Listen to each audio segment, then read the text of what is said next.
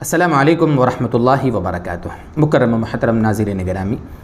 آج بھی ہم اپنے سلسلے کو آگے بڑھاتے ہوئے انتہائی اہم ٹاپک پر آپ کے سامنے ایک نئی کلپ لے کر آئے ہیں جو بہت ضروری ہے۔ طلاق کے سوا کل 7 چیزیں اور ہیں، میں انشاءاللہ باری باری ان کو مختصر انداز میں آپ کے سامنے ذکر کروں گا۔ ویڈیو میں آگے بڑھنے سے پہلے ایک بات عرض کر دوں کہ طلاق کے اور نکاح کے مسائل انتہائی باریک ہوتے ہیں، اس میں بہت پیچیدگیاں ہوتی ہیں، اس میں جزیات بہت باریک ہوتی ہیں، دقیق اس کے مسائل ہوتے ہیں، اس لیے میں بہت موٹے مسائل، موٹی باتیں آپ کے سامنے عرض کروں گا۔ اس میں جو باریکیاں ہیں، اگر کوئی آپ کے ساتھ میں سے کوئی مسئلہ پیش آیا ہو تو آپ اس کے باریک جو مسائل ہیں اپنے علماء سے پوچھیں، لیکن موٹی باتیں انشاءاللہ آپ کے سامنے میں عرض کر رہا ہوں۔ اگر کوئی جزیہ رہ جاوے تو آپ یہ نہ سمجھیں کہ آپ نے یہ بات تو بتائی نہیں، بہت موٹی باتیں، پوائنٹس کچھ ہم نے نوٹ کیے وہ آپ کے سامنے شیئر کر رہا ہوں۔ سب سے پہلی چیز تو یہ ہے کہ طلاق کے سوا 7 چیزیں ہیں ایسی کہ جن کی وجہ سے بیوی نکاح سے نکل جاتی ہے، یعنی میاں بیوی کے درمیان جدائی ہو جاتی ہے، نکاح ٹوٹ جاتا ہے۔ طلاق کے سوا سب سے پہلی چیز ہے موت۔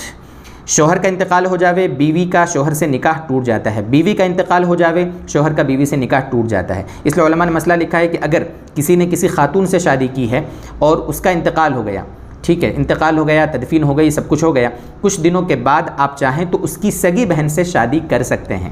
حالانکہ اگر اس کی موت نہیں ہوتی، وہ بیوی نکاح میں ہوتی، ابھی موت نہیں ہوتی، تو آپ اس کی سگی بہن سے شادی نہیں کر سکتے تھے۔ 2 سگی بہنوں کو نکاح میں جمع کرنا قرآن کریم کی آیت کی روشنی میں جائز نہیں، حرام ہے۔ تو بہرحال دیکھیے، دیکھو یہ جب رشتہ ٹوٹ گیا ہے تو اب اس کی سگی بہن سے نکاح کرنا جائز ہے۔ دوسری چیز ہے خلا۔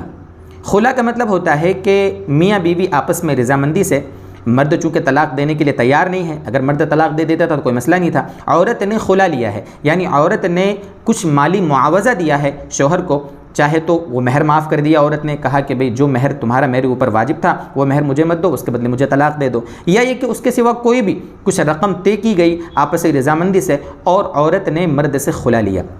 تو خلا لینے میں بھی میاں بیوی کے درمیان جدائی ہو جاتی ہے۔ اور علماء نے لکھا ہے کہ خلا جو عورت لیتی ہے تو اس میں طلاق بائن پڑتی ہے۔ طلاق کی بھی اقسام ہیں بہت ساری، میں نے آپ کو پہلے ہی کہہ دیا کہ اس کے باریک مسائل ہیں، کل ملا کر یہ کہ طلاق بائن پڑ جاتی ہے دونوں میں، ایک خلا۔ تیسری چیز ہے ایلا۔ ایلا کا مطلب ہوتا ہے یعنی جو نکاح کو توڑنے والی چیز ہے ایلا، اس میں یہ ہوتا ہے کہ کوئی مرد اپنی بیوی سے، کوئی شوہر اپنی بیوی سے یہ کہے کہ قسم کھا لے، مطلب قسم کھا کر کہے کہ اللہ کی قسم میں تجھ سے قربت نہیں کروں گا، تجھ سے صحبت نہیں کروں گا، یعنی اپنی بیوی کے بارے میں قسم کھا لی کسی نے۔ اب قسم کھا کر یہ بول تو دیا اس نے، اب قسم کھانے کے بعد اگر 1 دن 2 دن 4 دن 5 دن کے بعد دونوں میں صلح ہو گئی تو انہوں نے آپس میں جو وظیفہ زوجیت ہے ادا کر لیا، قربت کر لی، تو چونکہ اس نے قسم توڑی اس کا کفارہ دینا پڑے گا، ٹھیک ہے یہ بات۔ لیکن اگر قسم کھانے کے بعد اس شوہر نے اپنی بیوی سے قربت نہیں کی اور 4 مہینے گزر گئے، یعنی 120 دن گزر گئے، 4 مہینے گزر گئے، 4 مہینے گزر جانے کے بعد یہ بیوی اس شوہر کے نکاح سے نکل جاوے گی۔ یہاں بات کو سمجھیے گا آپ، مرد نے قسم کھائی ہے بیوی سے صحبت نہ کرنے کی اور اب 4 مہینے تک اس نے صحبت نہیں کی ہے تو بیوی نکاح سے نکل جائے گی اور طلاق بائن پڑ جائے گی۔ لیکن ویسے ہی کوئی قسم نہیں کھائی، میاں بیوی ساتھ میں رہتے ہیں لیکن شوہر کو بیوی سے 4 مہینے یا اس سے زیادہ دور رہنا پڑا، جماعت میں چلا گیا تھا شوہر 4 مہینے کی، سال کی جماعت میں چلا گیا، یا یہ کہ کہیں کمانے کے لیے دوسرے ملک چلا گیا یا دوسرے اسٹیٹ میں چلا گیا، وہاں اس کو 1 سال 2 سال 3 سال ہو گئے، تو اس کی وجہ سے بیوی نکاح سے نہیں نکلتی۔ لوگ غلط فہمی میں مبتلا ہیں، لوگ سمجھتے ہیں کہ اتنی مدت دور رہنے کی وجہ سے بیوی شوہر کے نکاح سے نکل جاتی ہے۔ مدت دور رہنے کی وجہ سے کچھ نہیں ہوتا، ہاں اگر قسم کھائی ہے اور اس کے بعد 4 مہینے گزر گئے ہیں تو اب بیوی نکاح سے نکل جائے گی۔ یہ 3 چیزیں ہوئی جن کی وجہ سے میاں بیوی کے درمیان جدائی ہو جاتی ہے۔ چوتھی چیز ہے شوہر کا غائب ہو جانا۔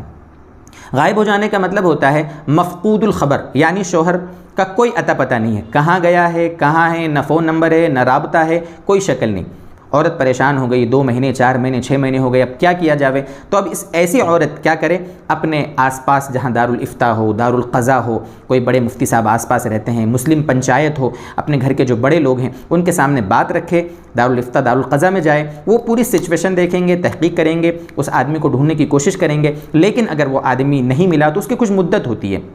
وہ دارالفتاء دارالقضاء والے اچھے سے اس کو سمجھائیں گے، لیکن بہرحال اس میں حل موجود ہے۔ ایسی عورت یہ نہیں کہ بس پریشان رہے کیا کروں میں کیا کروں، ایسا نہیں ہے، اور نہ یہ کہ وہ کسی کے پاس جائے بغیر کہیں بھی شادی کر لے، ایسا بھی نہیں ہے۔ وہ عورت خود فیصلہ نہیں کر سکتی اپنا، اس میں دھیان رکھیں، وہ کسی کی بیوی ہے، جب تک دارالقضاء دارالفتاء یا مسلم پنچایت میں نہیں جائے گی وہ خود کسی مرد سے شادی نہیں کر سکتی۔ ہاں دارالفتاء دارالقضاء والے جو بھی فیصلہ کریں گے آگے پھر ان کا کام ہے۔ بہرحال یہ چوتھی چیز ہے جس کی وجہ سے عورت کو اور شوہر کے درمیان جدائی کرائی جا سکتی ہے۔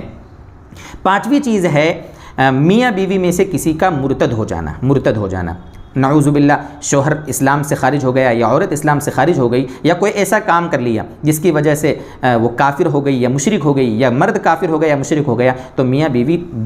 کا نکاح ٹوٹ جاتا ہے، آپس میں ان کے درمیان جدائی ہو جاتی ہے، ارتداد۔ اللہ تعالیٰ ارتداد سے ہماری حفاظت فرمائے۔ اور چھٹی چیز ہے کہ شادی ہو گئی، میاں بیوی تھے، ساتھ میں رہ رہے تھے، بعد میں یقینی طور پر یہ پتہ چلا کہ یہ دونوں میاں بیوی تو آپس میں رضاعی بھائی بہن ہیں، دودھ شریک بھائی بہن ہیں، یعنی کہ دونوں نے کسی ایک خاتون کا دودھ پیا ہے، یا یہ کہہ لو کہ ایک بچہ کسی خاتون کا جو بھی لڑکا تھا یا لڑکی تھی، اور دوسرا جو اجنبی تھا اور اس نے اس کا دودھ پیا، اور بعد میں دونوں کی شادی ہو گئی، پتہ ہی نہیں چل پایا، اور یقینی طور پر پتہ چلا کہ ہاں دونوں دودھ شریک بھائی بہن ہیں، تو ان کے درمیان جدائی کرا دی جائے گی، فوراً دونوں کو الگ الگ کر دیا جائے گا، اس لیے کہ دودھ شریک بھائی بہن ایسے ہی ہیں جیسے آپس میں سگے بھائی بہن ہوں۔ اس کا دھیان رکھیں دوستو بزرگوں۔ اور ساتویں چیز اور آخری چیز جو میاں بیوی کے درمیان جن میں جدائی ہو جاتی ہے اور بیوی شوہر کے لیے حرام ہو جاتی ہے، وہ ہوتی ہے حرمت مصاہرت۔ مصاہرت کا مطلب ہوتا ہے کہ داماد ساس کے ساس داماد کے ساس یہ کہہ لو، یا ساس داماد کے ساس، یا داماد ساس کے ساتھ جو بھی کہہ لو، یا بہو سسر کے ساتھ، یا سسر بہو کے ساتھ، نعوذ باللہ ثم نعوذ باللہ، اگر غلط کام کر لے، زنا کر لے، اور بہت ساری اس میں شرائط ہیں، کل ملا کر یہ کہ اگر بدکاری کر لے اس طریقے سے، تو یہ جو ساس ہے، ساس اور داماد نے اس کے ساتھ گڑبڑ کی ہے نا، تو اس داماد کا اس ساس کی بیٹی سے رشتہ ٹوٹ جاوے گا، ہمیشہ کے لیے حرام ہو جاوے گی۔ اسی طریقے سے سسر نے اگر بہو کے ساتھ ایسا کیا ہے، اللہ ہماری حفاظت فرمائے، تو اس سسر کا جو بیٹا ہے اس بیٹے کا بہو سے ہمیشہ کے لیے رشتہ ٹوٹ جاوے گا، نکاح ٹوٹ جاوے گا۔